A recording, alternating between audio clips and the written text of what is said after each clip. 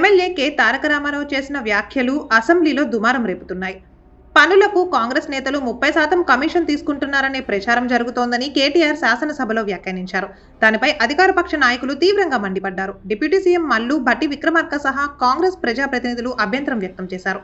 BRS ప్రతినిధులు ఒళ్ళు దగ్గర పెట్టుకుని మాట్లాడాలి అంటూ భట్టి విక్రమార్క కాంగ్రెస్ బీఆర్ఎస్ ఎమ్మెల్యేల పరస్పర విమర్శలు, ఆందోళనలతో అసెంబ్లీలో ఉద్రిక్త పరిస్థితులు నెలకొన్నాయి. కేటీఆర్ తాను చేసిన వ్యాఖ్యలను నిరూపించాలని భట్టి విక్రమార్క డిమాండ్ చేశారు. ఇక లేని పక్షంలో సభకు క్షమాపణ చెప్పాలన్నారు. బీఆర్ఎస్ ఎమ్మెల్యేలు సభను తప్పుదోవ పట్టిస్తున్నారని మండిపడ్డారు. కేటీఆర్ వ్యాఖ్యలను రికార్డుల నుండి తొలగిస్తున్నట్లు స్పీకర్ ప్రకటించారు. తర్వాత బీఆర్ఎస్ ఎమ్మెల్యేలు అసెంబ్లీ నుండి వాకౌట్ చేశారు. అసెంబ్లీ ఎంట్రన్స్ దగ్గర ఆందోళన చేపట్టారు. 30% ప్రభుత్వం అంటూ నినాదాలు చేశారు.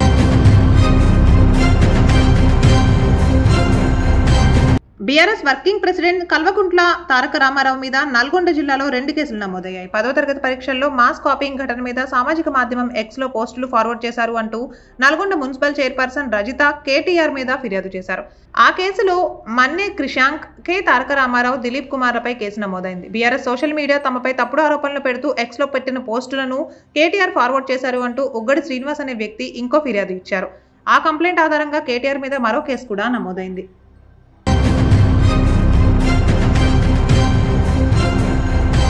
ఆంధ్రప్రదేశ్ ముఖ్యమంత్రి చంద్రబాబు నాయుడు రెండో రోజు కలెక్టర్ల సదస్సులో 6 జిల్లాలపై సమీక్ష నిర్వహించారు. ఈ జిల్లాల కలెక్టర్ల నుంచి 2025-26 యాక్షన్ ప్లాన్ తీసుకున్న సీఎం జిల్లా స్థాయిలో పాలనపై పలు సూచనలు చేశారు. ముఖ్యంగా పర్యాటక రంగంపై ఎక్కువ దృష్టి పెట్టాలని సూచించారు. తాను 30 ఏళ్లుగా పర్యాటక రంగ అభివృద్ధి కోసం మాట్లాడుతున్నానని, అప్పుడు తన మాటలను అర్థం చేసుకుని కమ్యూనిస్టులు సైతం ఇప్పుడు టూరిజంపై తనతో ఏకీభవిస్తున్నారని చంద్రబాబు అన్నారు. నిన్న తెలంగాణ అసెంబ్లీలో చర్చ సందర్భంగా సిపిఐ ఎమ్మెల్యే కూనంనేని సాంబశివరావు మాట్లాడిన విషయాన్ని చంద్రబాబు ప్రస్తావించారు. ఉత్తరాంధ్రలో ముఖ్యంగా విశాఖ, అనకాపల్లి, అల్లూరి జిల్లాల్లో పర్యాటక రంగ అభివృద్ధిపై దృష్టి పెట్టాలని సీఎం సూచించారు. రాష్ట్రంలో కాస్మోపాలిటన్ సిటీగా అభివృద్ధి చెందుతున్న విశాఖపట్నంలో కనీసం 5,000 హోటల్ గదులు అందుబాటులో ఉండాలన్నారు. అనకాపల్లి, అరకు ప్రాంతాల్లోనూ అధునాతన వసతులతో పర్యాటకులకు ఆతిథ్యం కల్పించాలని కలెక్టర్లకు నిర్దేశించారు. కొత్తగా ఏర్పడిన అనకాపల్లి, అల్లూరి, పార్వతీపురం, మన్యం జిల్లాల్లో కలెక్టరేట్లతో పాటు ఇతర ప్రభుత్వ కార్యాలయాల నిర్మాణానికి నిధులు కేటాయిస్తామని తెలిపారు. అల్లూరి జిల్లాను పూర్తిగా సేంద్రియ సేద్య దిశగా ప్రోత్సహించాలని, విశాఖ, అనకాపల్లి జిల్లాలు పారిశ్రామికంగా అభివృద్ధి చెందేలా కలెక్టర్లు యాక్షన్ ప్లాన్ అమలు చేయాలన్నారు. తలసరి ఆదాయంలో విశాఖపట్నం జిల్లా రాష్ట్రంలోనే మొదటి స్థానంలో ఉందని ప్రశంసించారు. విశాఖ తర్వాత అనకాపల్లి, అల్లూరి జిల్లాలు నిలుస్తున్నాయన్నారు. ఉత్తరాంధ్రలోని శ్రీకాకుళం జిల్లా తలసరి ఆదాయంలో బాగా వెనుకబడిందని గమనించిన ముఖ్యమంత్రి ఆ జిల్లాలో వ్యవసాయ, పారిశ్రామిక రంగాలను ప్రోత్సహించాల్సిన అవసరం ఉందని సూచించారు. వచ్చే ఏడాదిలోగా నియోజకవర్గానికి ఒక ఇండస్ట్రియల్ పార్క్ ఏర్పాటు చేయాలని కలెక్టర్లకు సూచించారు. 1,00,000 మంది పారిశ్రామికవేత్తలు, 1 ఫ్యామిలీ 1 ఎంటర్ప్రెన్యూర్ అనే లక్ష్యాలతో ప్రభుత్వం పనిచేస్తోందన్నారు. విశాఖపట్నంలో రతన్ టాటా ఇన్నోవేషన్ హబ్ ను వచ్చే నెలలోనే ప్రారంభిస్తామన్నారు. అల్లూరు జిల్లాలో 1,00,000 మంది గిరిజనులు, 35,000 మంది పిల్లలకు ఆధార్ కార్డులు లేని విషయాన్ని గుర్తించిన సీఎం వారికి వెంటనే ఆధార్ కార్డులు జారీ చేయాలని ఆదేశించారు.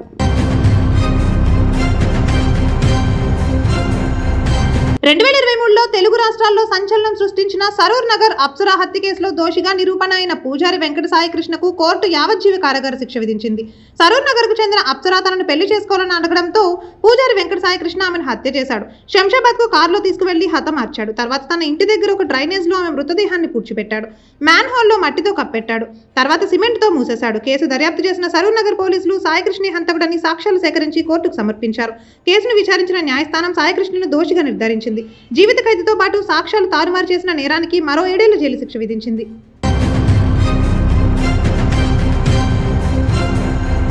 ఏపీలో గత ప్రభుత్వ హయాంలో పోలీస్ విభాగంలో జరిగిన అవినీతి వెలుగు చూసింది. పోలీస్ జాగిలాల ఎంపిక, కొనుగోలు, వాటికి ఆహారం వంటి అంశాల్లో నిధులు దుర్వినియోగం జరిగినట్లు గుర్తించారు.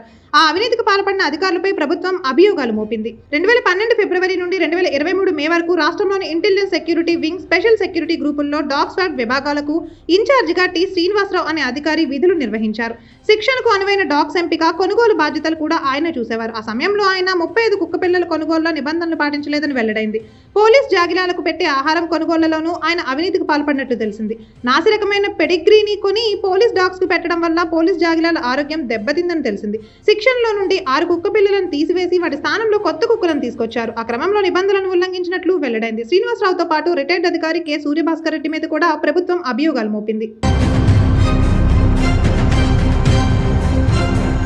దేశంలోని బ్యాంకులు ఏటీఎం కార్డుల ఇంటర్చేంజ్ ఫీజును పెంచుకోవడానికి రిజర్వ్ బ్యాంక్ అనుమతిచ్చింది. బ్యాంకులు అవకాశాన్ని వాడుకుంటే వచ్చే మే 1 నుంచి ఇంటర్చేంజ్ రుసుములు పెరుగుతాయి. ఒక బ్యాంకులో ఖాతా ఏటీఎం కార్డు ఉన్నవారు మరో బ్యాంక్ ఏటీఎంను వినియోగించుకోవడానికి కొన్ని పరిమితులు ఉన్నాయి. మెట్రో నగరాల్లోని ఏటీఎంలు అయితే 5 సార్లు, ఇతర ఏటీఎంలు అయితే 3 సార్లు మాత్రం ఉచితంగా వాడుకోవచ్చు. ఆ పరిమితి దాటితే రుసుము వసూలు చేస్తారు. ప్రస్తుతం అది ఒక లావాదేవీకి 17 రూపాయల చొప్పున వసూలు చేస్తున్నారు. కొత్త నిబంధనలు అమల్లోకి వచ్చాక ఆ రుసుము మరో 2 రూపాయలు పెరుగుతోంది. అకౌంట్ బ్యాలెన్స్ చెక్ చేసుకోవడానికి ప్రస్తుతం 6 రూపాయల ఫీజు వసూలు చేస్తున్నారు. అది ఇంకొక రూపాయి పెరుగుతుంది. ఇంటర్చేంజ్ ఫీజును బ్యాంకులు తామే భరిస్తాయా లేక వినియోగదారుల మీదకు నెట్టేస్తాయా అన్న విషయంలో బ్యాంకులు తుది నిర్ణయం తీసుకోవాల్సి ఉంటుంది. ఆన్లైన్ వ్యాలెట్లు, యూపీఐ వంటి డిజిటల్ చెల్లింపులు పెరిగిన తర్వాత ఏటీఎం కార్డుల వాడకం తగ్గింది. అయినప్పటికీ ఇంకా నగదు తీసుకోవడానికి ఏటీఎం కార్డులను ఉపయోగిస్తున్న వారి సంఖ్య ఎక్కువగానే ఉంది. మలయాళం సూపర్ స్టార్ మమ్ముట్టి గురించి సహనటుడు మోహన్ లాల్ శబరిమల ఆలయంలో పూజ జరిపించడం మీద కొంతమంది ముస్లింలు వివాదం రాజేశారు. మమ్ముట్టికి ఇటీవల కొంత అనారోగ్యం చేసిన సంగతి తెలిసిందే. మోహన్ లాల్ తన తాజా సినిమా విడుదల సందర్భంగా మార్చి 18న శబరిమల అయ్యప్ప ఆలయానికి వెళ్లారు. అక్కడ పూజలు చేయించుకున్నారు. అదే సమయంలో తన స్నేహితుడైన మమ్ముట్టి పేరు మీద కూడా పూజలు జరిపించారు. ఇక ఈ సందర్భంగా మమ్ముట్టి అసలు పేరైన మహమ్మద్ కుట్టి అనే పేరుతో రసీదు రాశారు. ఆ రసీదు బయటపడింది. సోషల్ మీడియాలో వైరల్ అయింది. దాంతో కొందరు ముస్లింలు మమ్ముట్టిని తప్పుపడుతున్నారు. మాధ్యమం అనే పత్రిక మాజీ సంపాదకుడు, సోషల్ మీడియా ఇన్ఫ్లుయెన్సర్ అయిన ఓ అబ్దుల్లా ఈ వ్యవహారంలో మమ్ముట్టిదే తప్పు అంటూ మండిపడుతున్నారు. తన తరపున శబరిమలలో పూజలు చేయించాలని మమ్ముట్టి మోహన్ లాల్ ను కోరి ఉంటే దానికి మమ్ముట్టి క్షమాపణలు చెప్పి తీరాలని డిమాండ్ చేశారు. ఇస్లాంను విశ్వసించేవారు కేవలం అల్లాను మాత్రమే ప్రార్థించాలని, అన్యులెవరికీ ప్రార్థనలు చేయకూడదని వాదించారు. ఈ వివాదం మీద మోహన్ లాల్ స్పందించారు. మమ్ముట్టి తనకు ఆప్తమిత్రుడని, తన కుటుంబంతో పాటు మమ్ముట్టి కోసం కూడా తానే పూజలు చేయించాలని వివరించారు. పూజలు అనేవి వ్యక్తిగతమైన విషయమని, మమ్ముట్టి కోసం తను పూజలు చేయిస్తే అందులో తప్పేమీ లేదని మోహన్ లాల్ అన్నారు. తన మిత్రుడికి అనారోగ్యంగా ఉన్నప్పుడు తాను పూజలు చేయించడంలో దోషమేముందని ప్రశ్నించారు. కొంతకాలం క్రితం స్వల్ప అనారోగ్యం పాలైన మమ్ముట్టి ఇప్పుడు బాగానే కోలుకుంటున్నారని, ఆందోళన పడాల్సిందేమీ లేదని మోహన్ లాల్ వెల్లడించారు.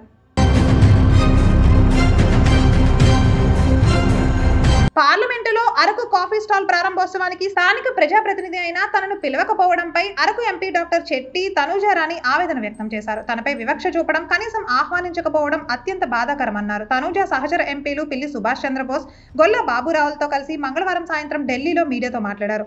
పార్లమెంట్లోనే అణగారిన వెనుకబడిన వర్గాలకు అవమానం జరగడం దారుణమని వాపోయారు. అంతర్జాతీయ ఖ్యాతి ఉన్న అరకు కాఫీ స్టాల్ ను పార్లమెంటులో ప్రారంభించే సందర్భంలో స్థానిక ఎంపీ అయిన తనకు ఆహ్వానం వస్తుందని ఆశించారని తనూజారాణి అన్నారు.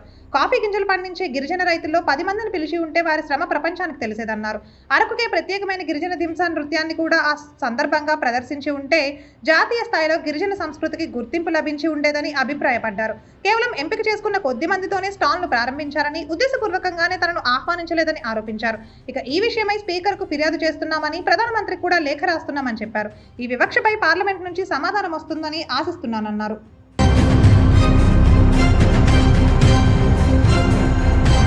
ఆంధ్రప్రదేశ్ కలెక్టర్ల సమావేశం 2వ రోజు రాష్ట్ర ముఖ్యమంత్రి చంద్రబాబు నాయుడు కొత్త ఆలోచనను పంచుకున్నారు. భవిష్యత్తులో రాష్ట్ర అవసరాల కోసం ఒక ఉపగ్రహాన్ని ఏర్పాటు చేయాలని ఆలోచిస్తున్నట్లు చెప్పుకొచ్చారు. శాటిలైట్ కు అనుబంధంగా డ్రోన్లు, సీసీ కెమెరాలు, ఐఓటీ పరికరాలు ఉంటాయని, వాటిని ఆర్టిఫిషియల్ ఇంటెలిజెన్స్ తో అనుసంధానం చేయవచ్చని చెప్పారు. అలా జరిగితే సమాచార సేకరణతో పాటు రియల్ టైంలో ప్రజలకు సేవలు అందించవచ్చునన్నారు.